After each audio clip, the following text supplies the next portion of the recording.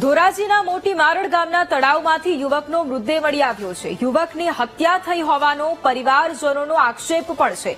યુવકના પેટના ભાગે ઘાતક હથિયાર અને ઘા ઝીક્યા હોવાના નિશાન પણ છે। મૃતકનું નામ પ્રવીણ ડેર હોવાની જે માહિતી છે તે પણ અત્યારે સામે આવી છે। હત્યા પાછળનું કારણ હજુ પણ અકબંધ છે અને પોલીસ દ્વારા ફરિયાદ નોંધી અને આગળની જે તપાસ છે તે પણ હાથ ધરાઈ છે। ધોરાજીના મોટી મારડ ગામના તળાવમાંથી યુવકનો મૃતદેહ મળી આવ્યો છે। યુવકની હત્યા થઈ હોવાનો પરિવારજનો સતત આક્ષેપ કરી રહ્યા છે। યુવકના પેટના ભાગે ગંભીર ઈજાના નિશાનો પણ જોવા મળ્યા છે અને મૃતકનું નામ પ્રવીણ ડેર હોવાની માહિતી પણ મળી છે। જો કે હત્યા પાછળનું કારણ હજુ સુધી સામે નથી આવ્યું।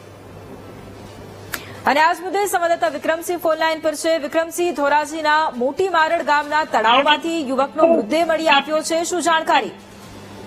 જી ભાઈ, ચોક્કસથી જો વાત કરવામાં આવે તો રાજકોટ જિલ્લાના જે ધોરાજી તાલુકાનું મોટી માડ ગામ આવેલું છે તે મોટી ગામ પાસે માઢિયા માર્ગ પાસે એક તળાવ આવેલું છે। તે તળાવમાં એક યુવકની લાશ છે તે મળી આવી હતી। ત્યારે યુવકની કોઈ અજાણ્યા ઇસમે હત્યા કરી હોય તેવું સામે આવી રહ્યું છે। ત્યારે મોટી માડ ગામના યુવાન પ્રવીણ સામખેર નામના યુવકની છે તે પેટના ભાગે ઘાતક હથિયારના ઘા માર્યા હોય તેવું સામે આવ્યું છે। ત્યારે મૃતકના પેટના ભાગે ઈજા છે જોવા મળ્યા હતા। ત્યારે હત્યાનું પાછળ કારણ શું છે તે અકબંધ હતું। ત્યારે મૃતકના આ લાશને છે પીએમ માટે છે સિવિલ હોસ્પિટલ ખાતે છે ખસેડવામાં આવ્યું છે। ત્યારે પરિવારજનોની એક માંગ હતી કે લાશને છે તે ફોરેન્સિક રિપોર્ટ માટે મોકલવામાં આવે। ત્યારબાદ છે તે પાટણવાવ પોલીસે છે તે લાશને ફોરેન્સિક રિપોર્ટ માટે મોકલી હતી અને પાટણવાવ પોલીસે છે તે વધુ તપાસ છે તે હાથ ધરવામાં આવી છે। જી બિલકુલ, આભાર વિક્રમસિંહ તમામ જાણકારી માટે।